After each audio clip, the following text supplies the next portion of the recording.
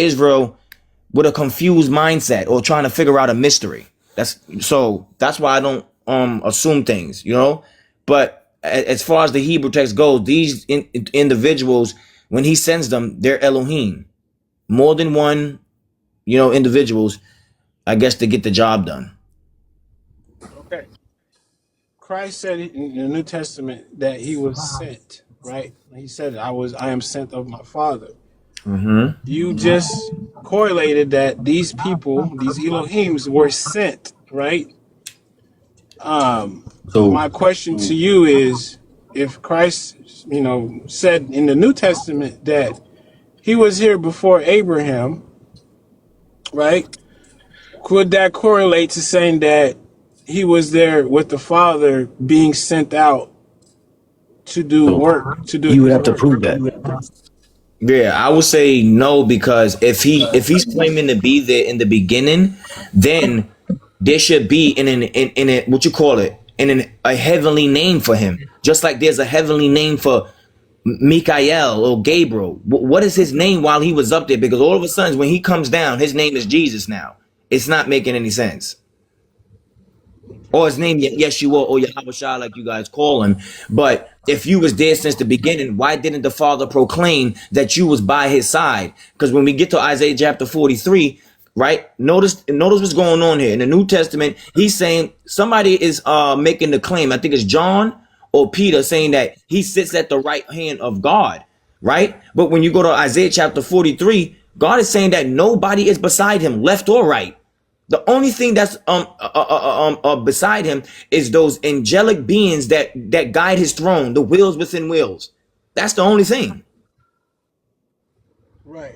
Okay. Well, And perfect. then another thing, right? Somebody makes a claim in the New Testament saying that through his son, he created the heavens and the earth. And then when you go to Isaiah chapter 45, the Most High said, I, the Lord, created the heavens and the earth, stretching out the heavens alone by myself.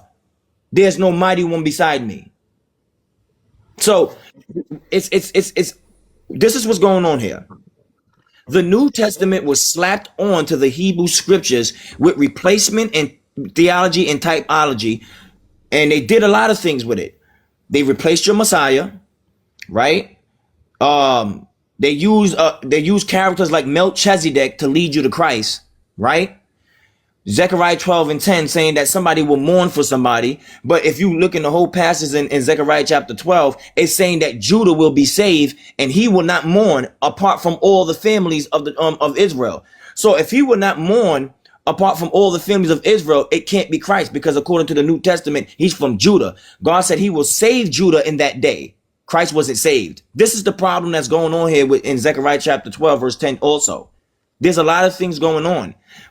And I feel like this is a good conversation, but sometimes as individual, as men, we have to accept the fact to unlearn what we have been taught. Bro, That's how. I know you are not trying to start with me right now. Anyways, I got another one for you. Nah, I ain't trying to start with you. All right. Jeremiah 31 and 31, right? It says that out of the stem of Jesse, right, will rise a redeemer, right? Don't say That's that. not Jeremiah Yeah, 31. that's not 31. Well, let's read it. Somebody bring it That's up. Isaiah 4. I think Isaiah. What he He quoting either is wants Isaiah Jeremiah 11 or he 23. wants He's quoting Let's go for Jeremiah 23. That's not yeah, I was about Jeremiah. to say that. Jeremiah 23. He's either Isaiah 11 or Jeremiah 23. One of Right. those. actually well, then Right. let's go to Jeremiah 31 and 31. That's the covenant. Because 23 yeah, and no, but 4 or it 5. tells you, but it also tells you, right, that person's gonna come from where? It says, see, the days are coming, declares Yah, when I shall make a renewed covenant with the house of Israel and with the house of Yehuda. Right. Right? Not So like the covenant. Go ahead. who is going to orchestrate that new covenant? The Father himself. Yahweh. Okay, but Hebrews 8 and 8 says that's gonna be done by who?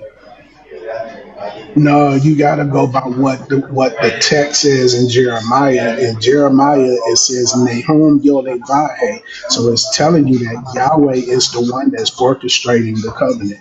It's a declaration of Yodevahe. That's what Nahum Yodevahe means.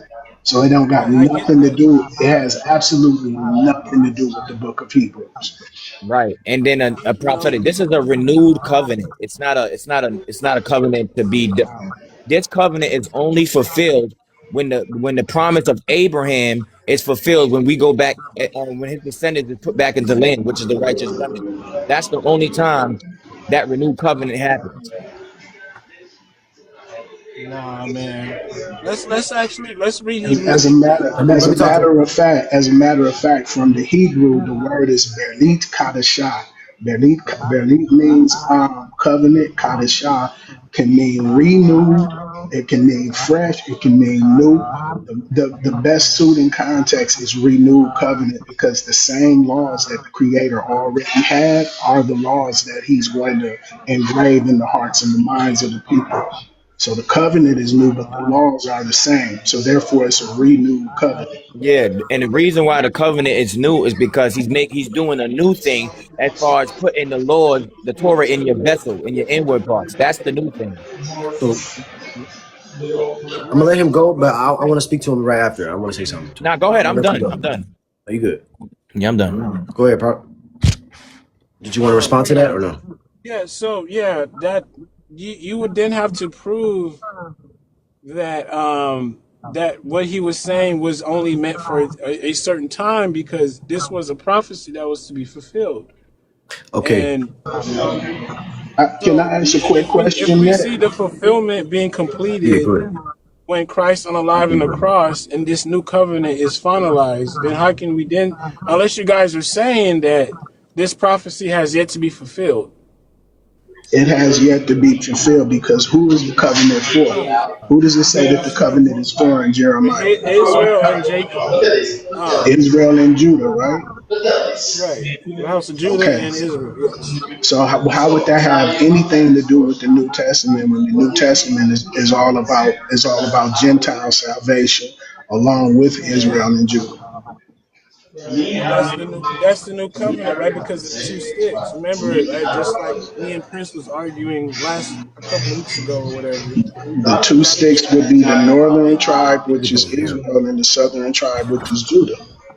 Right, right. So the new covenant was supposed to mend these two sticks together. So if this prophecy has yet to be fulfilled, then we will have to say that currently Israel is still divorced. No, you don't. No, you don't. Nah, Go ahead. nah, that's figurative language. That's not an actuality. When you read the context of that, the Wait, Creator hold is on. Let me not say this saying now. that He just completely don't got nothing to do with Israel. That's nonsense. Let me say this now. All right, so I'm gonna help you out a little bit, and hopefully I'm gonna put it in the perspective of a Yahweh Shai Israelite, right? Because I used to be one. So now, if you're a Yahweh Shai believing Israelite, you guys hold to Isaiah 8 and 20, correct? Oh, absolutely. Hello. Yeah, I said yeah, we do. Okay, so Isaiah 8 and 20 says, "To the law and to the testimony, if you do not speak according to these words, there's no light in you." Correct. Yes. So in Hebrews chapter 8 that you were about to go to, does it state anything about Jesus in Jeremiah chapter 31 and 31 on down?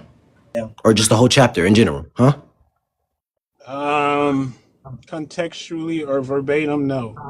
No. Okay. So now, according to Deuteronomy chapter 4, verses 2, it says not to add or take away to his word from his words, correct? Yes, So once he established a word, right, that goes out by his prophets, it's already established. There's no changing it, there's no altering it, correct? that's correct. So then how are you going to sit up here and say and go and take us to Hebrews chapter 8 and say that now Jesus is the one that's supposed to do this covenant when it doesn't state that in Jeremiah, when the Most High makes sure that he speaks clearly, right? He doesn't speak in secret or nor in dark places. That's Isaiah 45 and 19, correct? Yeah, that's correct. Okay, But so now you're going to that have to doesn't. question Hebrews and figure out why in the heck are you saying this when it doesn't say this in the text? Somebody's adding and taking away. Would you not agree? I would agree to that, but if you read Hebrews 8 and 8, it didn't add to the scripture. All it's It did. saying is that Hey, can I ask you this question as well? Doesn't Hebrews speak against the Levitical priesthood? They're not going to care where it's coming well, from. no, it refined the Levitical priesthood. But that wouldn't. It doesn't refine the Levitical priesthood because it speaks of a whole different priesthood taking over from the Levites. Correct?